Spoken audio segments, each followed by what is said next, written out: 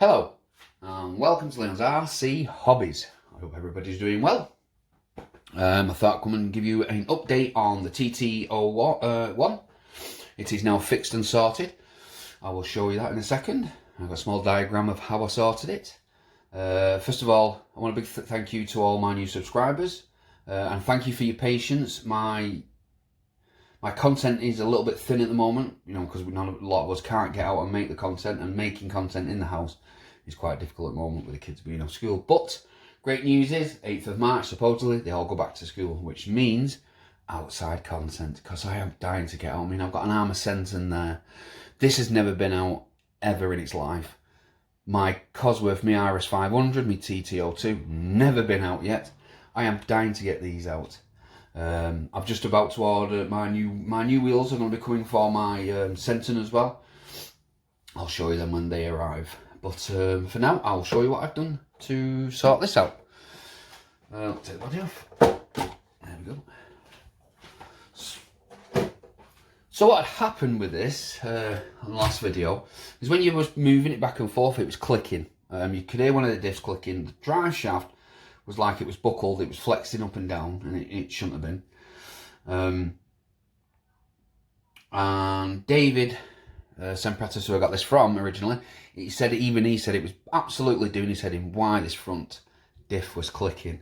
Anyway, I tried everything, and I got loads of suggestions off people, Lee and that and everything, and I worked out that the diff cover needed modifying.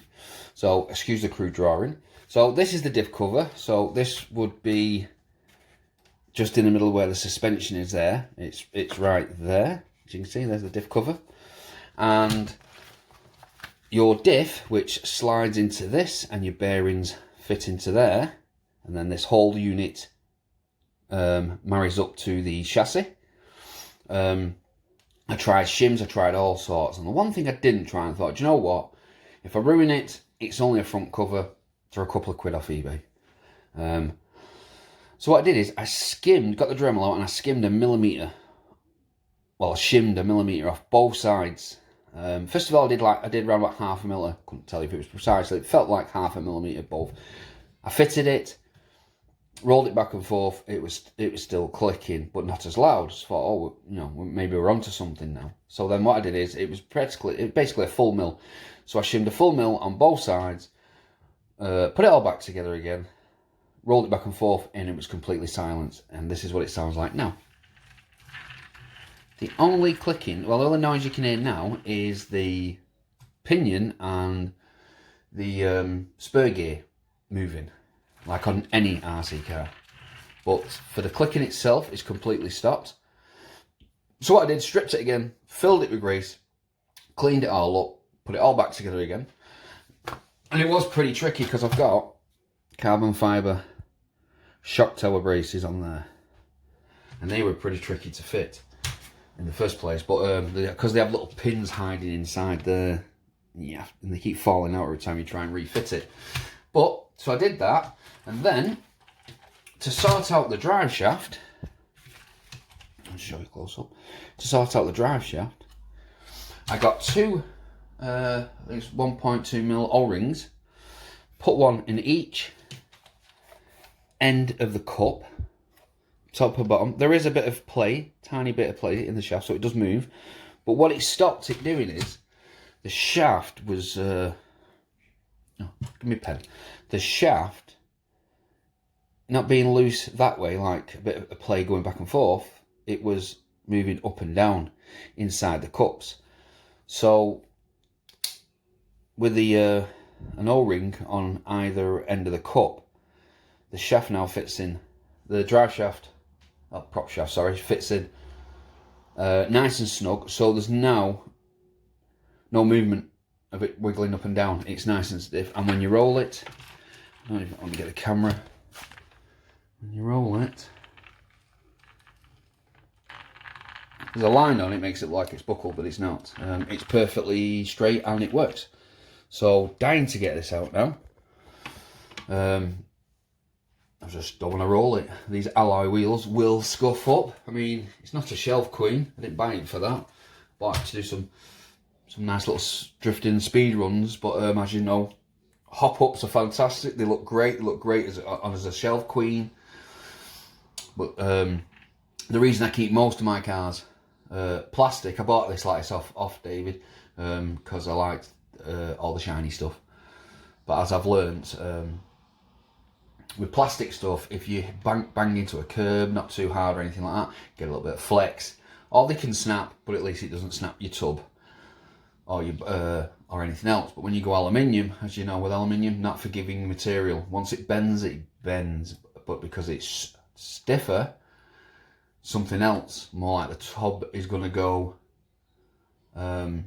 So this is the only car I actually have where everything is practically aluminium. So it is a bit of a shelf queen and some nice car part runs, but nothing fancy with this one. Some drifting. But yeah, so it's all sorted now. It's ready to go. This is running, if anyone's interested, this is running on a 2S. It can run 3S, but I don't see the point. It runs 2S. And we're on a 4th. What kV motor we're running on this one? We're running 3,650. No, we're not. We're running a 3,900 kV motor with a 120 amp generic cheapo.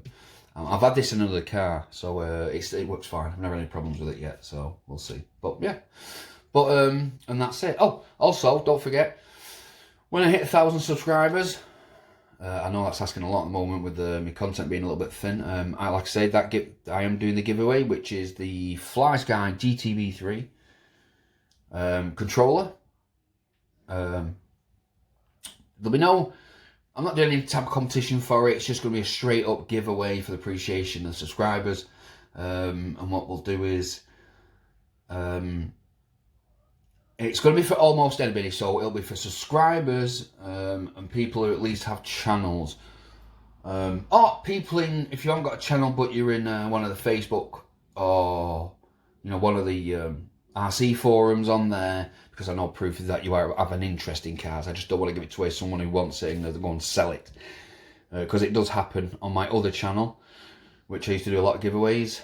We used to have to stop the randomers because they were just people who wanted the stuff to sell. They had no interest in the stuff I was giving away. It was just, they just saw free stuff for money. Yeah, so we're going to give that away. So like I say, it will be to anyone on any of the forums. You don't have to have a channel. It's not just total randomers who've got no interest in it. That's all. But that's because I'd rather make sure someone gets who deserves it and really needs it. But yeah, so that's it for the waffle. Now it's all sorted, so I will speak to you all soon. I'm getting some wheels. Like I said, my wheels are coming soon. We'll do a video upon that and how to fit them, because I do have, to show this quickly for another video, this is, I've got the 14mm hex conversion, 12mm hex conversion, because the 14mm on the senton. You can either go up 17mm or down to 12mm, depends on your preference. But yeah, so thank you very much for watching. Please subscribe. Bye. Don't forget to like.